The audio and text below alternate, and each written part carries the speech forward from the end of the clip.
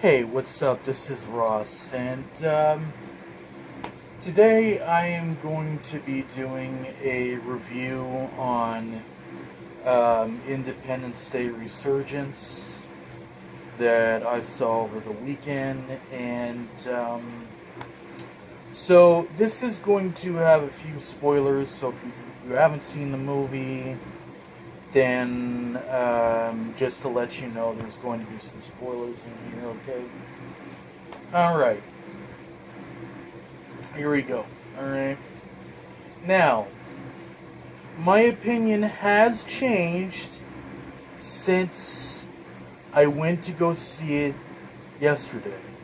So I went to go see it yesterday, Saturday, like the day after it came out. So my opinion has changed of it, okay? Because I've had time to digest the movie and stuff, so my opinion has changed, alright? Alright. This movie right here, Independence Day. I don't give a shit what the hell anybody says. This movie's an awesome movie. It's a classic in my opinion. It's great. It is full of 90s nostalgia, and it's a great fun, great time to watch. I never get tired of watching Independence Day. It's a great movie. Okay, now we get to that's enough for that. This is a great movie. All right, we've already established that it's a good movie.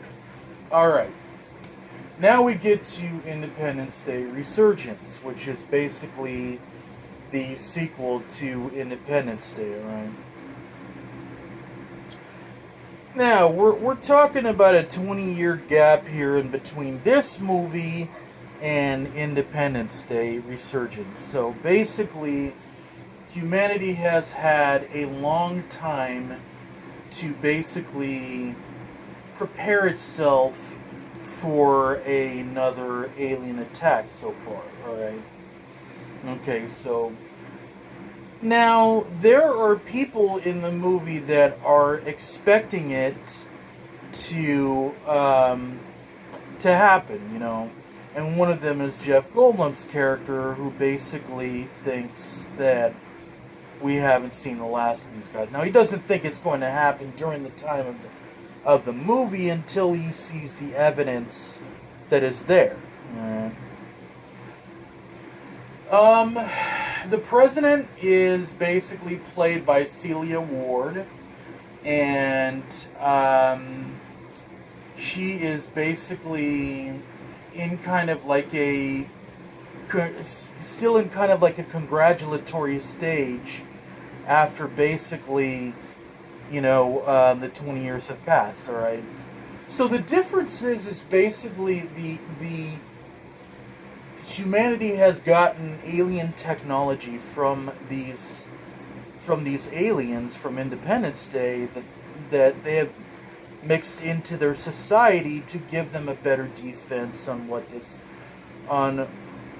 the protection of Earth, which basically pans down to, no, you're not going to feel the danger like you felt in the first Independence Day. It's not there. So you may as well get that out of your head right now if you're in there to say, well, I'm going to feel the same type of thing I felt in the first one, that, humanity was in danger or anything like that.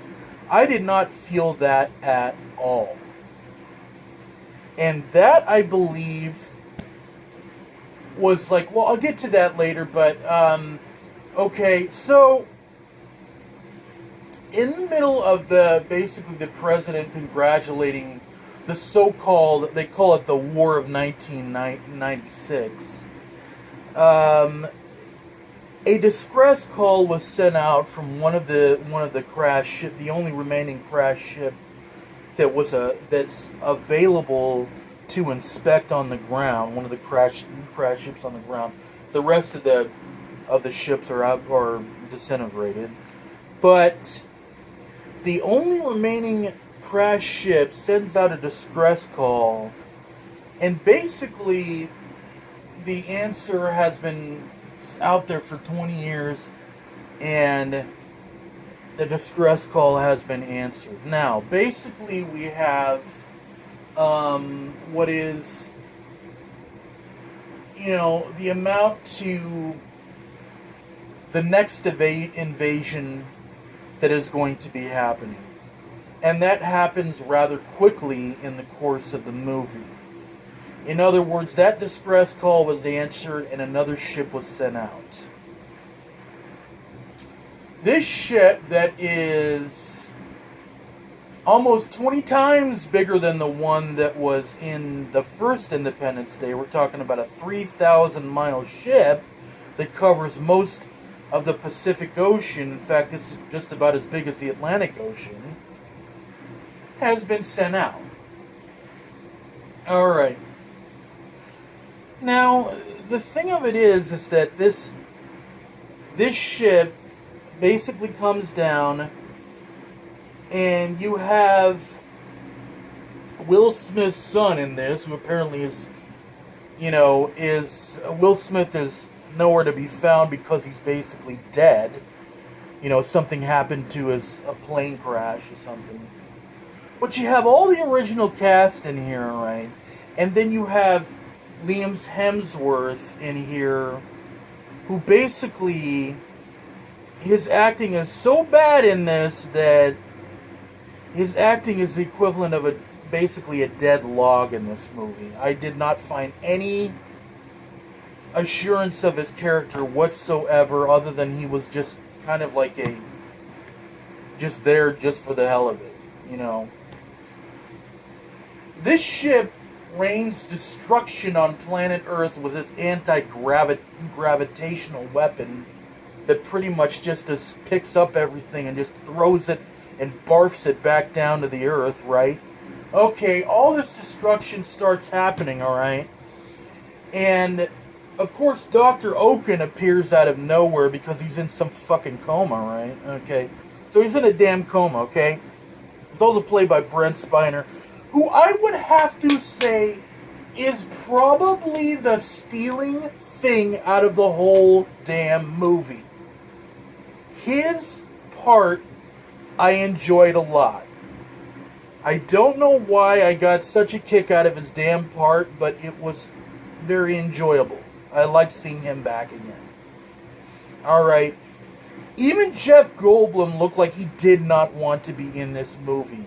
He would look like he was bored of it. Okay. So this ship rains destruction on planet Earth. It picks up whole landmarks and barfs them back down to the Earth. Alright. They get this plan working together to basically attack the ship. Okay, this huge, massive, hulking ship. Alright. The attack goes absolutely nowhere. They come up with another plan, and they find out that basically the aliens are working together as a hive mind because they have some kind of queen that in itself is Godzilla-sized. Don't ask. I don't know what the hell it meant. Just is. Alright, the damn queen's Godzilla-sized, okay.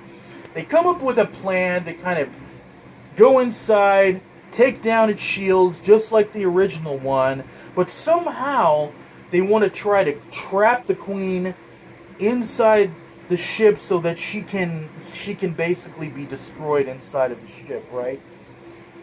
No, she basically separates from her ship and at all instance, comes out and starts to look like, this 250-foot alien starts going down, just walking around the ground. The ships start having a war with the queen and stuff like that. They get help with this other alien race, okay? This other alien race. Don't ask me. I don't know any more than that. They are a little bit more. They're a little bit less advanced than the other aliens, but the original aliens do not like them.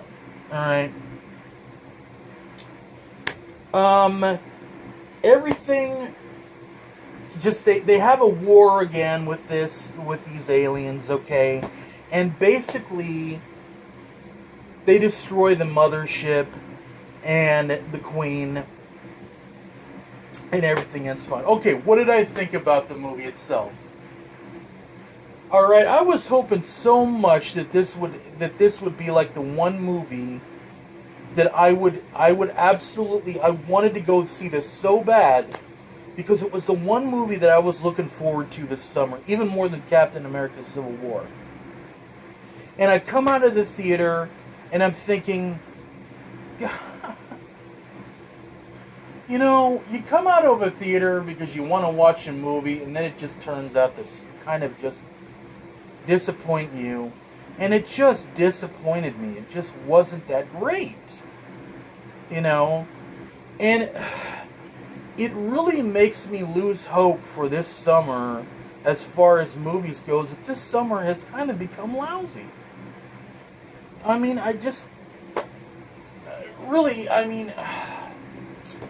this was like the big movie in the middle of the summer that was supposed to be like, I wanted to really see it, you know. And it turns out to be lousy.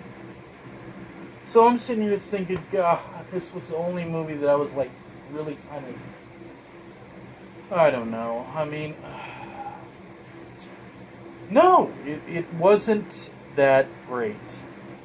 It wasn't as good as Independence Day, and it just seemed like a script that they kind of scrounged together just for the hell of it. It just wasn't very good. It was poorly put together.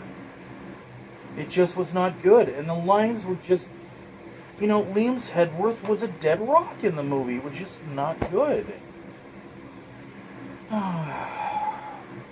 It just upset me that the movie was not very good.